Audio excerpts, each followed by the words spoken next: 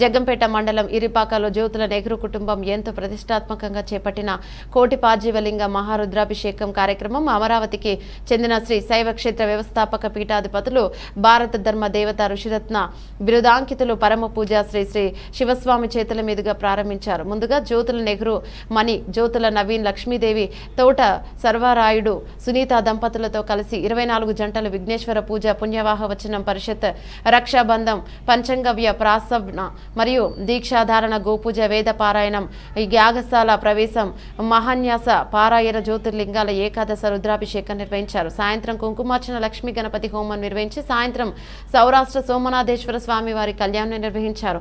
సాయంత్రం శివస్వామి వారి ప్రవచనాలు భక్తులందరూ శ్రద్ధగా ఆలకించారు.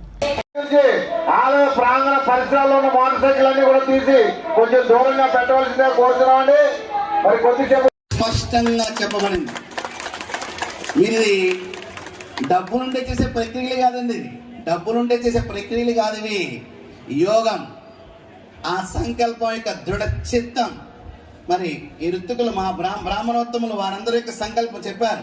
వారు కూడా పాల్గొంటాము. వారి మనసులో దానికి స్థిరత్వాన్ని, దృఢత్వాన్ని చేసే క్రియకి చేయూతను అందించడం కూడా ఎంతో యోగమైన విషయం అండి. మరి ఇటువంటి గొప్ప విషయంలో మనం పాల్గొన్నాం. ఆఖరికి నేనే ఈ అర్చనలో కూర్చున్నాను. నాకు మరణం సమీపించింది. ఇక ఇంద్రలోకం నుంచి స్వర్గలోకం నుంచి ఒక పుష్ప విమానం, లేకపోతే చేసిన పాపాల ప్రకారం నరకలోంచి ఒక యమధర్మరాజు వస్తున్నారనుకున్నాను నా కోసం. నేను ముగిస్తాను. సాయంత్రం కనుక మీరు వస్తే కనుక మరిన్ని మంచి విషయాలు చెప్పుకుందాం. అందరూ నమస్కారం ముద్రలు రండి. ఒకసారి తల్లిదండ్రులు తలుచుకోండి, వారి పాదాస్పర్శం చెప్పండి. ఓం మాతృదేవో భవ.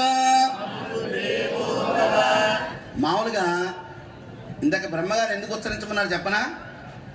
ఇక ఈ ప్రాంతంలో ఇంకా సోమరపోతులుగా ఉండి నిద్ర లెగవని వాళ్ళు అంటూ